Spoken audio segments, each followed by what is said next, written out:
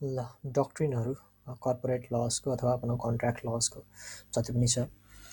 First छ हाम्रो doctrine of corporate personality अथवा इन्डिपेन्डेन्ट कर्पोरेट एक्जिस्टेन्स। यो नामै काफी छ यसमा है, फर्दर एक्सप्लेनेसन मात्रै हो र यसको सिम्टम्सहरू क्वालिटिजहरू मेरिटहरू होइन, अथवा भन्ने हो भने क्यारेक्टरिस्टिक्सहरू एकदमै फर्मल वर्डमा जाने हो भने सेपरेट लिगल एन्टिटी हुन्छ बस।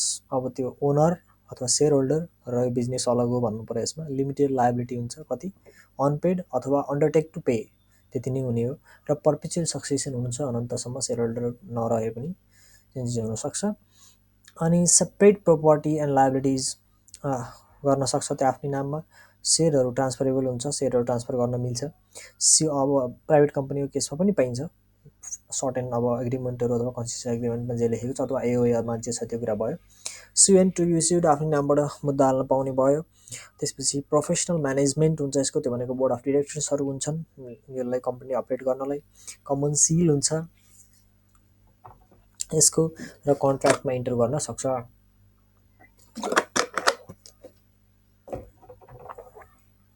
र यो चाहिँ सिटिजन चाहिँ होइन, कर्पोरेट पर्सन भए पनि होइन, तर सिटिजन चाहिँ होइन। नेक्स्ट, लिफ्टिङ अप अर पायर्सिङ पनि भनिन्छ अफ कर्पोरेट बिल। यो अब क्रेजी भर्सेस ब्रिचुड मोटर लिमिटेड अथवा गिल्फोर्ड मोटर भर्सेस हर्न र डिन्सा मेनेक्जी पेटिट भन्ने तिनवटामा चाहिँ युज भएको छ यो। इग्नोर, यसले के गर्छ भने ignore the separate legal entity. Separate legal entity हो तर पहिला कम्पनीलाई समाउन भन्छ नि, जसरी गल्ती गरे कम्पनीले हो कम्पनीलाई समाऊ भन्ने, यसले इग्नोर गर्छ। डिसरिगार्ड द कर्पोरेट पर्सनालिटी भनेको अलग व्यक्ति हो, सेपरेट लिगल एन्टिटी भन्ने कुरा भुल्दछ। त्यसपछि looking behind the real person, real culprit चाहिँ को हो त, त्यसको खोजी हुन्छ यहाँ।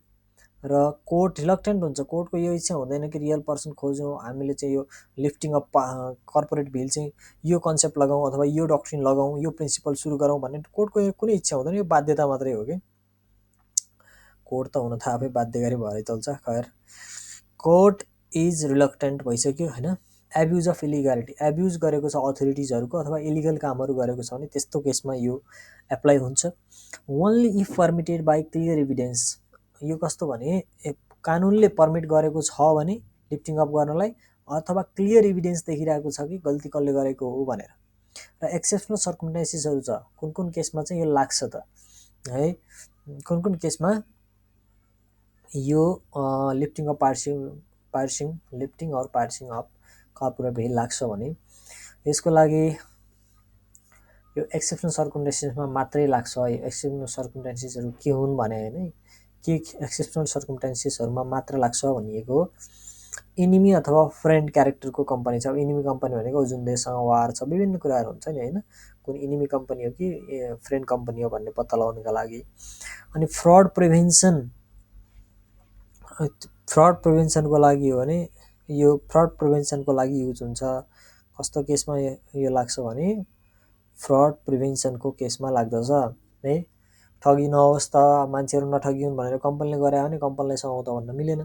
अनि रेभेन्यू प्रोटेक्सनको लागि कसैले गरेर आएको छ भने यस्तो केसमा लागु हुन्छ भनेको आम्दानी छलीको लागि हो होइन, इन्कम इभेजनको लागि हो भने यस्तो केसमा पनि युज हुन्छ। Acting as agent of shareholder, बस कम्पनीलाई चाहिँ खालि आफ्नो एजेन्ट मात्र बनाएको छ, कम्पनी काम गर्नलाई होइन, खालि एज एजेन्ट मात्रै, आफ्नो काम गराउनलाई मात्र कम्पनी इस्टाब्लिस गरेको छ भने, बिजनेस छैन कम्पनीको कुनै तर आफ्नो लिगल जो मनसुवाहरू छ तिनीहरू चाहिँ पुरा गराउनलाई हो भने त्यस्तो केसमा। अभोइड अब्लिगेसनहरू अभोइड गर्नलाई चाहिँ जस्तो लिगल लले ट्याक्स तिरेर भनेको छ, त्यो कुनै कुराहरू भनेको छ भने यो अभोइड गर्दाखेरि पनि यो प्रिन्सिपल एट्र्याक्ट हुन्छ।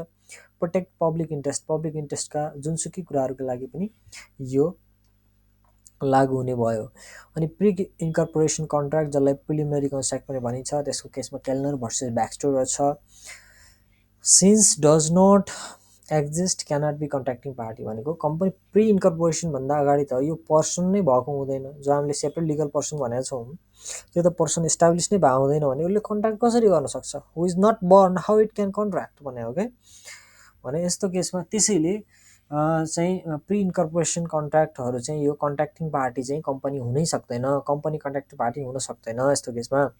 Promoters personally liable unless ratified post incorporation, company स्थापना भइसकेपछि अम, यदि रेटिफाई गरेको छैन भने कम्पनीले प्रमोटरहरू नै लायबल हुन्छन् पर्सनली। कम्पनी क्यान रेटिफाई, र यस्तो पहिला प्री इन्कर्पोरेसन कन्ट्र्याक्टहरू कम्पनीले रेटिफाई गर्न सक्छ। When company expressly or impliedly adopts भनेको उसको हरकतले देखिरहेको छ अथवा स्पष्ट रूपमा भन्छ कि हामी तपाईँको प्री इन्कर्पोरेसन कन्ट्र्याक्ट अब म जिम्मा लिन्छु यो लाइबिलिटीको भन्छ भने त्यति बेलाको। नट रिटेनिङ एनिथिङ, केही माथि जोसुकै भने भए पनि यस्तो केसमा चाहिँ consensus agreement governs the private company. अब यो सबै केसहरू भए पनि कन्सेन्सस एग्रिमेन्टमा जे लेखेको छ प्राइभेट कम्पनीको केसमा चाहिँ यो नै लागू हुनेछ, बाहेकका माथिको प्रोभिजनहरू लागू हुने छैनन्। डक्ट्रिन अफ अल्ट्रा भायर्स, अब अल्ट्रा भनेको बियोन्ड भायर्स भनेको पावर भयो, भोइड एभ इनिसी हो त भोइड कन्ट्र्याक्ट हो होइन।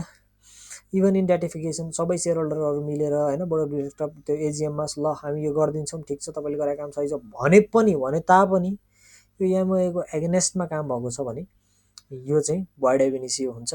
Does not falls under the objective of MOA, त्यहाँ पढ्दैन भने beyond the power of directors or AOA है, कि त डाइरेक्टरको पावरमा अथवा एओएको पावरभन्दा बाहिर पर्छ भने intra vires to company but ultra vires to authority of director can not be void if ratified. भने कस्तो भने कम्पनीको अथवा एमओएको क्षेत्रभन्दा त बाहिर पर्छ, कम्पनीको क्षेत्रभन्दा त बाहिर पर्छ, तर एमओए होइन है, यहाँ कम्पनी भन्नाले एओए मात्रै पर्छ, एओएको क्षेत्राधिकारभन्दा बाहिर पर्छ, त्यो पावरभन्दा बाहिर पर्छ। तर डाइरेक्टरहरूले रेटिफाई गर्यो भने त्यसलाई चाहिँ अथोरिटी अफ डाइरेक्टर जस्तो यार डाइरेक्टरले कुनै त्यस्तो काम गर्यो जुन चाहिँ कम्पनीभन्दा इन्ट्रा भायर्स छ, कम्पनीको उद्देश्यभन्दा एमओएभन्दा, तर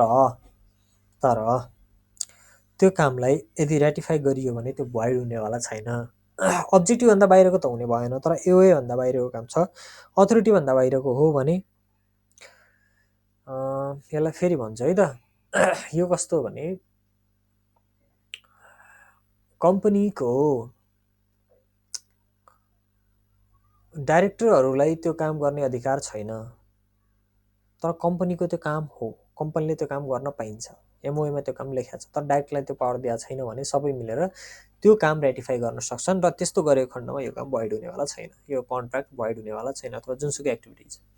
डक्ट्रिन अफ कन्स्ट्रक्टिभ नोटिस, हमने नोटिस भेजा था आपने लिया नहीं, यो चाहिँ नागमा डाइलग भन्छ होइन, घर भत्काउने बेला भनेको त्यही हिसाबले लेखेको। यो चाहिँ इन फेभर अफ कम्पनीको फेभरमा काम गर्छ, र dealing person dealing with company हो, यदि राम्रोसँग लेख्ने हो भने त डिलिङ पर्सन जो छ कम्पनीसँग डिलिङ गर्ने पर्सनको चाहिँ एगेनेस्टमा काम गर्छ। Presume that dealing person have read and understood the provision of एमओएमा लेखेको प्रोभिजनहरू तपाईँ राम्रोसँग पढेरै त कन्ट्याक्ट गर्नुभयो होला भनेर एज्युम गर्छ। Imposes the obligations to take notice under MOA or AOA, भनेको त्यो तपाईँको काम हो, तपाईँको जिम्मा हो, एमओए एओए अन्तर्गत हामीले जति पनि नोटिसहरू पब्लिस गरेका छौँ त्यो नोटिस लिने काम। Ignorance of information cannot be defence, भनेको मैले त यो थाहा थिएन नि त, मैले त्यो कुरो थाहा पाएन भनेर तपाईँ आफू डिफेन्ड गर्न पाउनुहुन्न क्या अब आफ्नो गल्तीलाई। Contract against the MOA or AOA cannot be enforced, AOA र एमओएको एगेनेस्टमै कन्ट्र्याक्ट गरेको छ भने इन्फोर्स गर्न मिल्दैन, भनेको त्यो चाहिँ कसले गरेको छ, डिलिङ पर्सनले गरेको छ भने। ठिक, यति 5वटा कुराहरू भयो। Doctrine of indoor management, Turquand's rule, यो भनेको अब त्यो ट्याक्स अफिस हो कि ब्याङ्क, सायद ब्रिटिस ब्याङ्क भर्सेस ट्र्याकआउट रुल भन्ने छ। ट्र्याकआउट भन्ने मान्छेको केसमा यो एउटा जुरिडिक्सन बनेको हुनाले यो प्रेसिडेन्ट बनेको हुनाले चाहिँ यसको नाम ट्र्याकआउट्स रुल पनि भएको। एन्ड इट्स एक्सेप्सन भनेको छ तिम्रो घरको कुरा तिमी जान मेरो पैसा देऊ भनेको, यो भनेको माथिको ठ्याक्क अपोजिट कुरा हो के हो भने होइन। अब भित्रको कुरा चाहिँ एउटा निर्दोष मान्छेले कन्ट्र्याक्ट गराएछ भने तपाईँ भित्र हामीलाई यो मिलेको थिएन, यो थिएन, ऊ थिएन भनेर अब डिलिङ पर्सनलाई नसुनाउनुहोस् भने, माथिकोले कम्पनीको लागि काम गर्यो, यसले डिलिङ पर्सनको लागि। Favour of outsider and against the company, cannot prejudice outsider raising internal irregularities as defence, भनेको प्रिजुडाइज भनेको ननसेन्स ओपिनियनहरू, ननसेन्स रिजनहरू दिने कि होइन यस्तो भयो त्यस्तो भयो भनेर अनफेयर स्टेटमेन्टहरू दिएर चाहिँ हाम्रो काम बिरेको थियो भनेर बाहिरको मान्छेलाई, त्यो निर्दोष पार्टीलाई, इनोसेन्ट पार्टीलाई चाहिँ तपाईँले डिफेन्स मेकानिजम आफ्नो त्यो बनाउन सक्नुहुन्न के। तपाईँ बस उसले एकदम गुड फेथमा काम गरेको छ, तपाईँले त्यो तपाईँ अब्लिज्ड हुनुहुन्छ त्यो काम गर्नलाई। Protects innocent outsider, outsider assumes internal proceeding of the company done regularly and directors act lawfully what they do। भनेको कम्पनी मलाई त्यो बाँकी कुरा थाहा छैन, म त जे भने हो, जे कानुनी कुरा हो त्यो सबै मैले गरे हो। अब डाइरेक्टरले लफुली काम गरेनन् भन्ने कुरा थाहा छैन। म सोध्छु कि डाइरेक्टरले चाहिँ एकदम लफुली कन्ट्याक्ट गरे हो मसँग गर्ने बेला, र उनीहरू रेगुलरली, भनेको रेगुलरको अर्थ यहाँ हो कि नियम सङ्गत हिसाबले, होइन, बाई लज भनेको एकर्डिङ टु ल काम गरेको हो र जे गर्नुपर्ने हो त्यही गरे हुन् उनीहरूले भनेर भन्छु। अनि outsider acts in good faith, उसले त गुड फेथमा काम गराउनु पनि फेरि बदनीयता अनुसार काम राखेको भए चाहिँ त्यसपछि उल्टै आफ्नो यो सुसाइडल गोल होला, आत्मघाती गोल हुन जान्छ। त्यसैले उसले चाहिँ गुड फेथमा काम गरेको हुनु पर्यो।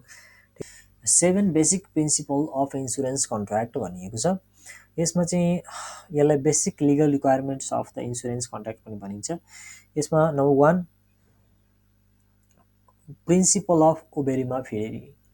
ओबेरिमा फेरी भनेको के हो? सिम्पल शब्दमा अटमोस्ट गुड फेथ। यसमा के गर्नुपर्छ? Disclose all the relevant fact by इन्स्योररले पनि र इन्स्योर्डले पनि। इक्जाम्पल, जस्तै को मान्छे चुरोट खान्थ्यो भने उसले इन्सुरेन्स गरेर थियो, अनि उसलाई फोक्सो क्यान्सर भयो चुरोट खाएकै कारणले गर्दा भने उसले पछि गएर इन्सुरेन्स गर्यो, क्लेमको पैसा पनि पाउने भएन। झुट बोला था ना भाइ, ये त हमारे अपना आफ्नै अंदर की बात थी, बताना चाहिए था भने हो। यो भनेको ठिक छ। ठिक त छ, तर यो यस्तो भएको रहेछ। एकै मिनट है।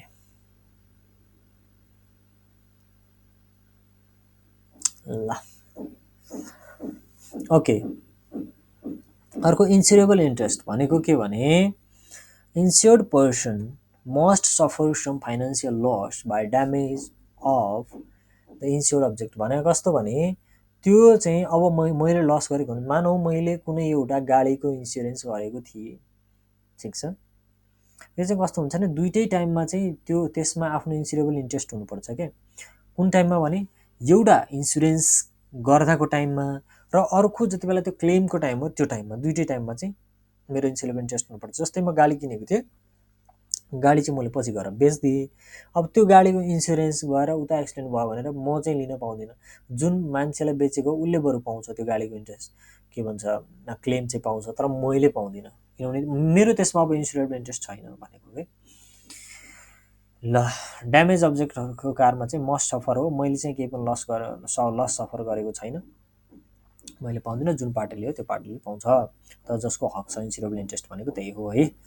इन्सुरेन्समा जसको हक छ त्यो हो इन्स्योरेबल इन्ट्रेस्ट भने, मेरो होइन के, त्यो गाडीवालाको हक हो। अब म गाडीवाला होइन। अनि 3 इन्डेमनिटी। इन्डेमनिटी भनेको के हो? यो त अब क्षतिपूर्ति हो नेपालीमा त, होइन। Can't claim more than actual loss, भनेको घाटा भएको थियो 10,000, अब क्लेम गरेर चाहिँ 11,000, यस्तो चाहिँ हुँदैन। अनि त्यसपछि not make more profit, not to make profit भनेको यो इन्सुरेन्स गर्ने भनेपछि नाफा होला भनेर गर्ने होइन कि। यसको प्राइमेरी उद्देश्य भनेकै लस मिटिगेट गर्नु हो, नाफा बढाउनु, नाफा हुनु होइन। Sign for protection of unprotected financial loss, भविष्यमा केही घाटाहरू हुन सक्छन् भनेर है आजको दिनमा साइन गरिने कन्ट्र्याक्ट हो यो चाहिँ। अनि कन्ट्रिब्युसन 4, यो भने सबै इन्डेमनिटी कन्ट्रिब्युसन मात्र लेखेको छु। यो भनेको प्रिन्सिपल अफ इन्डेमनिटी पनि प्रिन्सिपल अफ कन्ट्रिब्युसन हो है पुरा शब्दमा चाहिँ। अनि कन्ट्रिब्युसन कोरोलरी भनेको त्यस्तै मिल्दोजुल्दो अथवा पहिलाको बेसिसमा एज अ रिजल्ट भनेको के, जस्तो इन्डेमनिटीको कारणले आएको कन्सेप्ट हो कन्ट्रिब्युसन।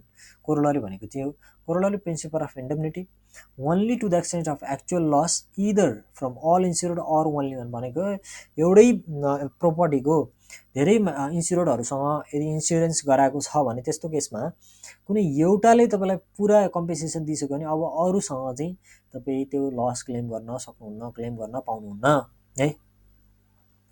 सबैसँग लस क्लेम गर्न पाउने होइन, एउटाले भइरहेको छ भयो। यो कस्तो केसमा हुन्छ नि, मल्टिपल इन्सुरेन्सहरू लिएको छ भने त्यस्तो केसमा भयो। अनि सुब्रोगेसन, प्रिन्सिपल अफ सुब्रोगेसन। सुब्रोगेसनमा एक्सटेन्सन अफ इन्डेमनिटीको एक्सेप्सन हो।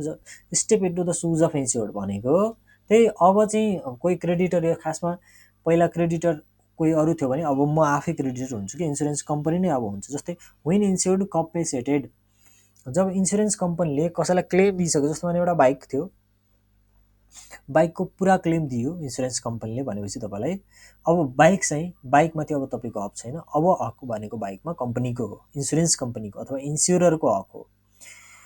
अब इन्स्योर्डको हक छैन, अब इन्स्योर्डको ठाउँमा इन्सुरेन्स कम्पनी आफै आउने भयो, इन्स्योरर आउने भयो। त्यही भएर step into shoes of the insured भनेको हो।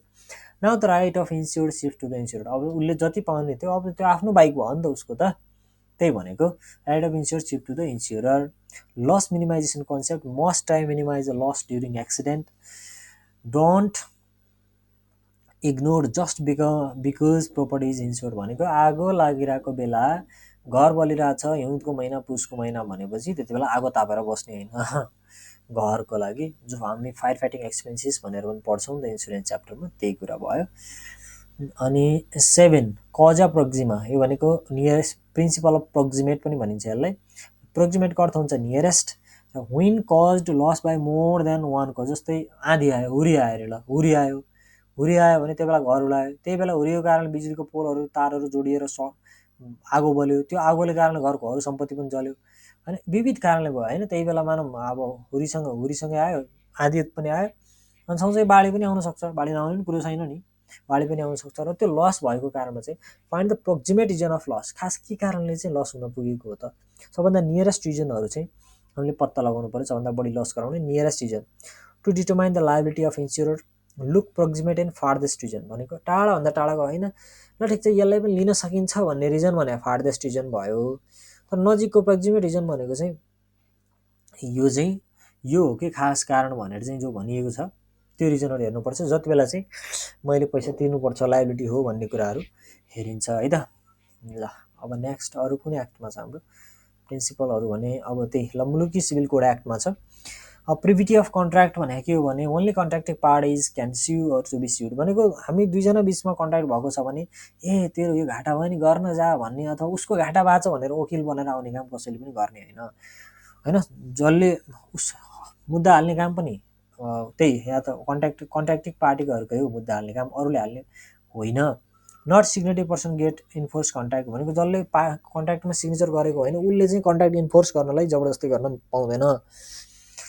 अनि एक्सक्लुजन अफ थर्ड पार्टी, यसमा थर्ड पार्टीलाई एक्सक्लुड गर्ने कन्सेप्ट हो। यसको एक्सेप्सनहरू छ फेरि, तर बेनिफिसियरी अर एक्सप्लिट स्ट्याट्युटरी प्रोभिजन, कानुनमै लेखा छ कि यो मान्छेले पनि यो कन्ट्र्याक्ट इन्फोर्स गराउन पाउने छ भनेको छ भने, अथवा बेनिफिसियरी जसको लागि भनेर कन्ट्र्याक्ट गरिएको हो उसले चाहिँ गर्न पाउँछ। जस्तै हामी वृद्धभत्ताकै कुरा गर्ने भने वृद्धभत्ता त गराउने मान्छेहरू वृद्धहरू सबैले गरेर थाहा हुँदैन, सबैले कन्ट्र्याक्ट गराइसके पनि हुँदैन, कोही कोही त घरबाट जानै नसक्ने अवस्था हुन्छ भने त्यस्तो अवस्था उनको छोराछोरीहरूले गरिदिरहेको हुन्छ। तर कन्ट्र्याक्टिङ पार्टी छोराछोरी हो भन्दैमा अब त्यो बुढो मान्छेले नै पनि मैले भत्ता पाउनुपर्छ भन्न नपाउने भन्ने होइन, ऊ हो नि त बेनिफिसियरी त खासमा, उसले चाहिँ गर्न पाउँछ भनेको एजेन्सी प्रिन्सिपल भनेको गर्नुपर्ने त कन्ट्र्याक्टिङ पार्टीले, तर मैले एजेन्ट नियुक्त गरेको छु भने त्यस्तो केसमा पनि यो लागु हुन्छ, यो एक्सेप्सन हो त्यसको चाहिँ। अनि कोलेट्रल कन्ट्र्याक्टहरू छ। कोलेट्रल कन्ट्र्याक्ट भनेको कस्तो भने एउटा जस्तो separate agreement link to main contract भनेर लेखेको हुन्छ भनेको जस्तो मानव फलानु एउटा काम नभयो भने त मेरो काम पनि हुँदैन। एउटा कन्ट्र्याक्ट एउटाको लागि, जस्तै भनौँ न एउटा कुरा जस्तै ल आम जुसको कुरा गरौँ है, आमको जुस छ भने त्यो जुसको कुरा गर्ने भने जस्तै एउटा आम किन्ने बेच्ने चाहिँ एउटा कन्ट्र्याक्ट थियो, तर आम खरिद गर्नेवालासँग गरिएको चाहिँ अर्को कन्ट्र्याक्ट थियो। अब उसले चाहिँ फ्याक्ट्रीमा लानुपर्ने थियो भने अब आमै आएको छैन त के फ्याक्ट्रीमा लाने, तर त्यही भएर त्यति बेला त्यस्तो केसमा पनि उसँग भन्न मिल्छ र उसले थ्रु यसरी, यो सायद त्यति रिलिभेन्ट चाहिँ भएन मेरो उदाहरणको यो चाहिँ, तर त्यस्तै केसमा हुन्छ, एउटा नभए अर्को यदि कम्प्लिट गर्न मिल्दैन भने। अब डक्ट्रिन अफ क्याबिट एम्प्टर भन्ने आयो, emptor let the buyer be aware, यो चाहिँ लेख्न भुल्नु भएन है, यही हो यसको meaning, let the buyer be aware हो। रेस्पोन्सिबिलिटी अन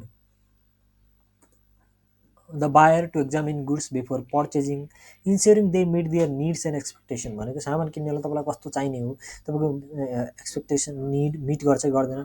यसको एक्सेप्सन छ फेरि to be fit for the purpose, त्यसको लागि किन्न लग्यो त्यसको लागि फिट त हुनु पऱ्यो होइन, त्यो मलाई थाहा हुन्न यो फिट हुन्छ, मैले त भने मलाई यसको लागि यो सामान दिनुहोस् है जाउजी भने उसले दिनु पऱ्यो नि त, यो कामको लागि यो सामान फिट हुनुपर्छ भनेर त होइन। त्यो मेरो जिम्मा हो, सबै बाहिरको जिम्मा हो भनेर छोडिदिन मिल्दैन भनेको। म्याच टु द डिस्क्रिप्सन भनेको डिस्क्रिप्सनमा जस्तो लेखाएको छ त्योसँग मिट पनि हुनु पऱ्यो। फ्रड अर मिसरिप्रेजेन्टेसन, फ्रड गरेर अथवा मिसरिप्रेजेन्टेसन गराएको छ भने तपाईँले आफै जान्नुपर्ने थियो भन्ने कुरा मिल्दैन। Match to the sample, sample जो हुन्छ स्याम्पल ल यस्तो सामान भनेर, जस्तै गोदाममा हुने सामानहरू हुन्छन् धेरै भने अब त्यो अथवा कन्साइनमेन्ट पठाउनु पर्ने ठुलो सामान चाहिँ एउटा स्याम्पल देखाउँछ, त्यस्तो केसमा चाहिँ स्याम्पलसँग सामान म्याच हुनु पऱ्यो। अनि ल्याटेन्ट डिफेक्ट्स भनेको उति बेला चाहिँ ठिकै थियो होइन, मैले चाहिँ राम्रोसँग हेरेँ हो, मैले भनेको कस्टमरले राम्रोसँग हेरेको, कन्ज्युमरले राम्रोसँग हेरेको अथवा बायरले भनौँ एकदम सिधा कुरा हेरेको, तर उति बेला हेर्दा पनि भेटिएन, तर पछि गएर ल्याटेन्ट डिफेक्ट भेटियो भने त्यसको केसमा पनि होइन, त्यसपछि त्यो पनि एक्सेप्सन भयो। ट्रेड युजेज अर कस्टम भनेको यार वारेन्टी ग्यारेन्टिजहरू दिने केस हुन्छ नि त, मिनिमम यो सामान किन्यो भने त वारेन्टी पाउँछ नि त भन्ने केसहरूमा होइन हो, त्यस्तो केसको लागि चाहिँ हुन्छ। जस्तो अब आजभोलि त आउँदैन, पहिलाको केसमा भनौँ न मोबाइल किन्यो भने चार्जर फ्री, इयरफोन फ्री आउँथ्यो होइन, त्यस्तो थियो। तपाईँले बुझ्नुपर्ने थियो नि भन्ने हुँदैन, उसले दिनुपर्छ। त्यो भनेको कस्टम्सहरू, कस्टम भनेको के चल्दै आएको छ त, कस्टमरी प्रिन्सिपलहरू के छ त्यो। ल डक्ट्रिन अफ क्याबिट भेन्डिटर, यो अब त्यो भनेपछि यो सजिलै बुझिन्छ। Let the seller be aware ensure that goods or services meet reasonable quality, यो चाहिँ है त्यो गुड्स एन्ड सर्भिसेसले चाहिँ रिजनेबल क्वालिटी स्ट्यान्डर्ड्स मिट गर्नु पर्यो र comply with consumer protection laws, नेपालमा पनि छ consumer act, consumer right act भन्ने हो सायद, भने त्यति बेलाको केसमा चाहिँ यो meet reasonable quality standards and comply with the consumer protection laws. यो भनेको खासमा कन्ज्युमर प्रोटेक्सनको लागि आएकै डक्ट्रिन हो, यो अरू केही पनि होइन। अनि यसको एक्सेप्सन छ, एउटा एक्सेप्सन एउटा मात्र होइन, as is clause. As is भनेको वारेन्टी क्लज भनेको यस्तो गरेमा चाहिँ हुन्छ छैन, जस्तै ल्यापटप किनेको छ भने ल्यापटप आगोले पोलिएको केसमा चाहिँ हाम्रो वारेन्टी छैन, खसेर टुटेको केसमा हाम्रो वारेन्टी होइन भनेको हो त्यस्तो केस। एक्सप्रेस डिस्क्लेमर भनेको यस्तो नगर्नु होला है भनेर पहिल्यै भनिदिएको छ यो कुरामा भने त्यस्तो केसमा नि यो हुँदैन। जस्तै अरू सब गर्न मिल्छ तर यो गर्न मिल्दैन भनेर मैले पहिल्यै भनेको छु भने त्यस्तो केसमा पनि त्यो बायरले चाहिँ यो प्रिन्सिपल लगाउनलाई फोर्स गर्न मिल्ने भएन। फोर्स मज्योर भनेको अब सिचुएसन बियोन्ड कन्ट्रोलहरू छ भने त्यस्तो केसमा पनि। र कस्टमरी ट्रेड प्र्याक्टिसेसहरू भनेको त्यो त यो त यार बायरले आफै गर्नुपर्छ नि त यार भन्ने यस्तो के छ भनेको केसहरू त्यस्तोमा। र ल्याटेन्ट डिफेक्ट माथिको जस्तै सेम भयो, अब मिल्दोजुल्दो छ नि कस्टमरी ट्रेड प्र्याक्टिस र यो चाहिँ ल्याटेन्ट डिफेक्टहरू केसमा। अरू छ डक्ट्रिन अफ फ्रस्ट्रेसन छ एउटा है, जसलाई doctrine of supervening impossibility पनि भनिन्छ। Lex non cogit ad impossibilia, यो चाहिँ ल्याटिन टर्म भयो, lex non cogit ad impossibilia, यसरी नै आउनसक्छ ल्याटिन टर्ममै सिधै। भनेको law doesn't compel to the impossible situation, भने इम्पोसिबल सिचुएसनमा लगाउन मिलेन। When situation is not foreseeable भनेको अनुमानै गर्न नसकिने एन्ड बियोन्ड कन्ट्रोल छ भने यस्तो केसमा यो लागू गरिन्छ है, यस्तो केसमा यो लागू हुन्छ। कन्डिसन्सहरू के हो, सब्जेक्ट म्याटर जुनका लागि कन्ट्याक्ट गरेको थियो त्यो destruction of subject matter, death, incapacity, अनि चेन्ज इन ल, वार र नेचुरल डिजास्टर, यसको पनि एक्सेप्सन छ। कमर्सियल इम्पोसिबिलिटी भनेको पैसा छैन अथवा सामान उत्पादन गर्न नसकेर भयो भने यस्तो केसमा हुँदैन सर।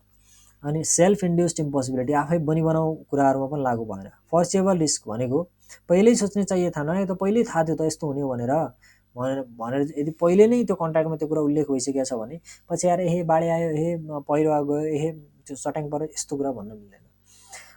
अल्टरनेटिभ पर्फर्मेन्स अभाइलेबल भनेको यसको सट्टामा अरू कुनै गर्न मिल्छ भने पनि भाग्ने होइन कि यो प्रिन्सिपल आयो भने अल्टरनेटिभ पर्फर्मेन्स गर्न मिल्छ भने गर्ने।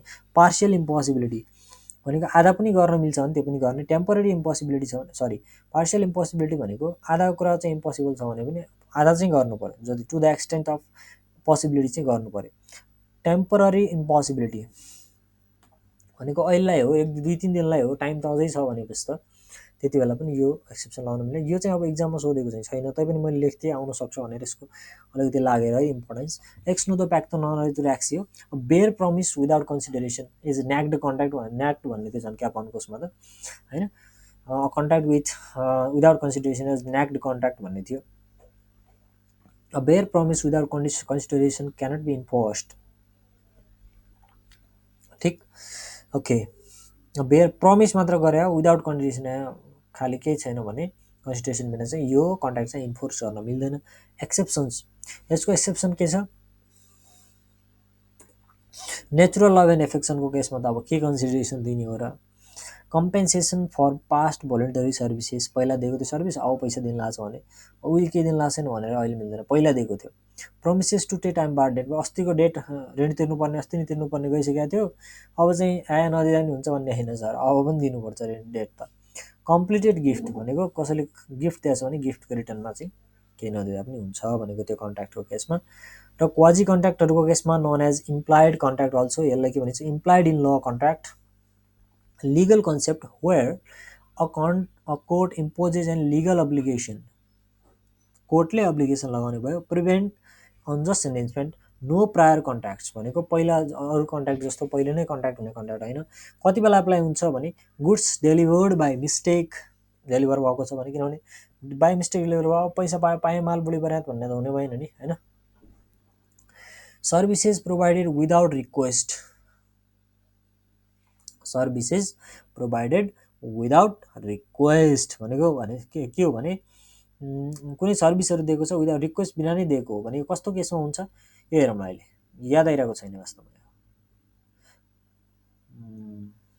सर्भिसेस प्रोभाइडेड विदाउट रिक्वेस्ट, अब यस्तो सिन बनायो नि, अब मेमोराइज गर्न सजिलो हुन्छ यो कुरा।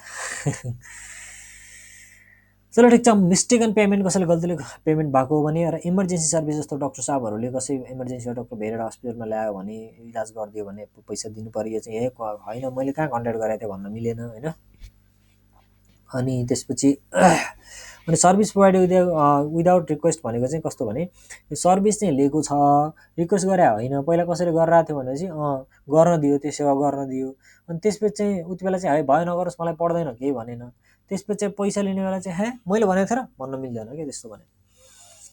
फाइन्डर अफ लस्ट गुड्स भनेको पाया सामान छ भनेपछि त्यो पनि, यो पनि यहाँ पनि पाया माल बुढायो भने त्यो गुड डेलिभर चाहिँ गल्तीले अर्कालाई दियो हो, त्यो चाहिँ भेटा हो भनेपछि त्यो पनि दिनुपर्छ।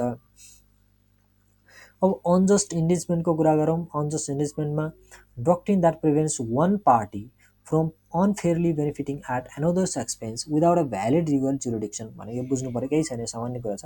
अनफेयरली बेनिफिट गरिरहेको छ एउटा पार्टीले अर्को पार्टीलाई भनेको एनदर्स एक्सपेन्स, आफ्नो खर्च होइन बस अर्का खर्चमा, के भन्छ फुपूको धन मामाको धन फुपूको श्राद्ध भने जस्तो अर्का पैसामा मोज गरिरहेको छ without a valid legal jurisdiction. कुनै यो जस्टिफिकेसनै छैन कि यो कानुन यो गर्न पाउने भन्ने कुरा कहीँ लेखेको छैन भने त्यस्तो केसमा एड्रेस थ्रु रेस्टिट्युसन, रेस्टिट्युसन भनेको फिर्ता गर्ने, बस कानुन कन्ट्र्याक्ट वापस गर्ने, जुन सामान थियो त्यो फिर्ता गरिदिने कुरालाई भनिन्छ रेस्टिट्युसन, पुनर्प्राप्ति भन्छ यसलाई होइन। कि इलिमेन्ट्स, अब कि इलिमेन्ट के हो त यसमा भने defendant much have benefited, much have होइन मस्ट ह्याभ हो, मस्ट ह्याभ डिफेन्डेन्टले फाइदा पाएको हुनु पऱ्यो, प्लान्टिफले घाटा खाएको हुनु पऱ्यो, no legal jurisdiction with defendant भनेको चाहिँ उसले चाहिँ म यस्तो गर्न पाउनुपर्छ भनेर अरू कुनै कारण छैन उसँग पाउनु पर्ने कुनै अधिकार छैन। इनइक्विटेबल रिटेन्सन भनेको यो पनि गर्न पाएन, यो मैले त्यो सामान राख्न पाउनुपर्छ भनेर पनि